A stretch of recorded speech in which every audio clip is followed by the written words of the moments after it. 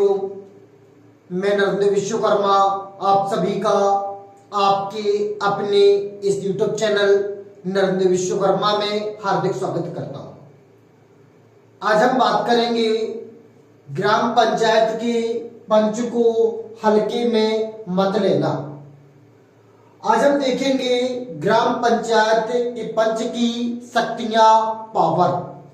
जी हां, अधिकांशतः आपने ग्राम पंचायत में देखा होगा कि पंच को एक हल्के तौर पर माना जाता है। मैक्सिमम से मैक्सिमम जो पंच होते हैं उन्हें अपनी स्वयं की पावर या शक्तियों की जानकारी नहीं होती है। जैसे हनुमान जी को अपनी शक्तियों की जानकारी नहीं थी, उन शक्तियों की जानकारी जामवंत जी ने करवाई थी, वह भूल चुके थे। किंतु वर्तमान में पंच को उनकी शक्तियों की जानकारी कोई नहीं करा रहा, वह स्वयं ही भूल चुके हैं कि उनके पास भी ऐसी ऐसी पावर है कि उन पावर का प्रयोग करके वह सरपंच को भी हटवा सकते हैं। तो आज हम इस वीडियो में ग्राम पंचायत के पंच की कुछ शक्तियां देखेंगे। यदि पंच अपनी शक्तियों का सही तरीके से प्रयोग करे तो वह पंचायत में बहुत सुधार कार्य करवा सकता है। आजकल कई पंच तो ऐसे हैं कि ग्राम सभा की बैठक में जाते हैं और 26 जनवरी 15 अगस्त को मात्र बूंदी बस ही प्राप्त होती है। तो आज हम इस वीडियो में कुछ विशेष शक्तियां ग्राम पंचायत के पंच की देखेंगे। तो सबसे पहले शक्ति देखें, विकास और निर्माण।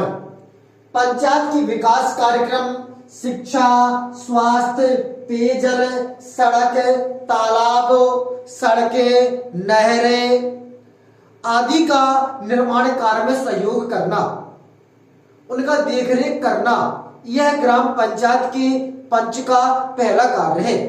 यह जो शक्तियां हैं ग्राम पंचायत के पंच को ग्राम पंचायत अधिनियम 1993 के 73वें संविधान संशोधन के तहत प्राप्त है।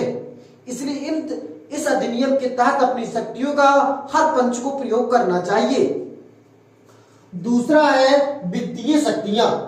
अधिकांशतः वित्तीय शक्तियों का जो अधिकार माना जाता है कि सरपंच के पास रहता है, किंतु वास्तव में वित्तीय शक्तियों का अधिकार पंच के पास भी होता है, जिसमें भूमि कर, घर कर, वाहन, छोटे कर वसूलना, यह कार्य पंच का होता है। भूमि कर, घर कर और वाहन के छोटे करों की वसूल करना कार्य किसका होता है? पंच का। राज्य सरकार से प्राप्त अनुदान का उपयोग करना, जो भी अनुदान पंच को प्राप्त होता है उसका उपयोग करना भी अधिकार, पावर, शक्ति पंच की होती है। कार्य पंच के होते हैं, कर्तव्य पंच के होते हैं।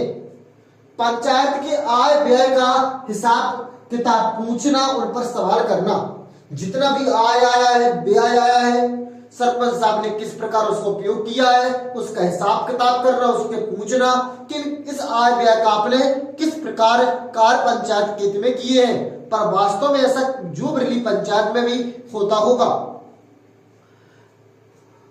ग्राम पंचायत निधि के उपयोग पर नजर रखना। अधिकांशतः क्या होता है, जो फंड या निधि आती है, सरपंच साहब उस पर कार्य करते हैं। मैक्सिमम कार्य अपने घर का करते हैं और कुछ कार्य पंचायत को दिखावे के लिए करते हैं। इस तरह के कार्यों पर प्रतिबंध लगाने के लिए पंच उस पर नजर रख सकता है और उन सभी कार्यों को ग्राम हित के लिए करवा सकता है। सामाजिक कार्य और कल्याणकारी कार्य, स्वच्छ भारत अभियान, मिड डे मील, शिक्षा और स्वास्थ्य संबंधी क्रिया व क्रियान्वयन,